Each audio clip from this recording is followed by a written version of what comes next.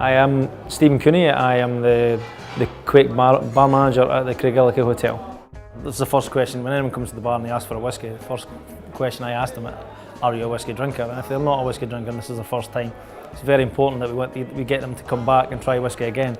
So the first thing I don't do is give them a peated whiskey, because that's the first way of scaring someone off. Generally, when someone new that they're not a whiskey drinker, we'll start them off something light, something like maybe a Balvenie or something like that. That's quite a light, beautiful spirit, but quite light and easy place to kind of start with. Basically, I think when you're coming to put a whiskey package together, it's important to me that you have an offering for lots of different types of whiskey. Obviously, you wouldn't, if you're not having 1,000 whiskies, you can't have every whiskey from, say, Laphroaig or Glenfiddich. You wouldn't have the full range, but I think it's important that you would have a nice, everything from the nice gentle floral, kind of slightly peated to really peated, and you would have, an offering from the whole, going the whole way.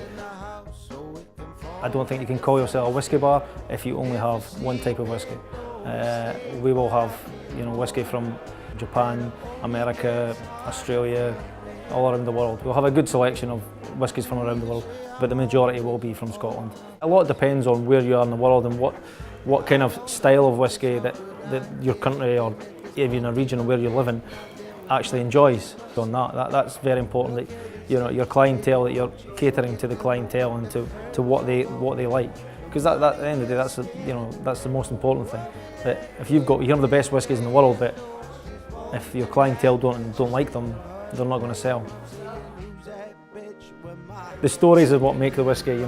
I can sit and talk about whiskey and say, this whiskey's been aged in this cask for this length of time, and then it's transferred into this cask. But I think it's more important to me that they cool wee stories about the distilleries.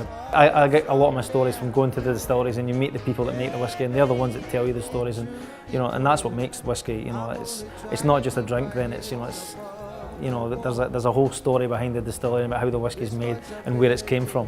My favourite story to tell is about Laphroaig, and about how it was the only spirit that was ever allowed into the United States during Prohibition, because the Americans thought there's no way someone's drinking this for pleasure.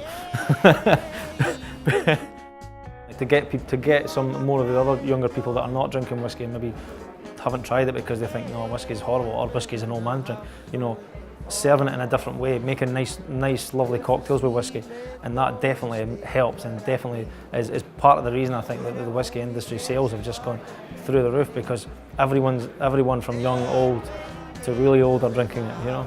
There is a whiskey there for everyone, and I love when a girl comes to the bar and orders a whiskey. I think there's nothing hotter than a girl who comes to me and asks me for a whiskey, and I thought, yeah, no problem at all.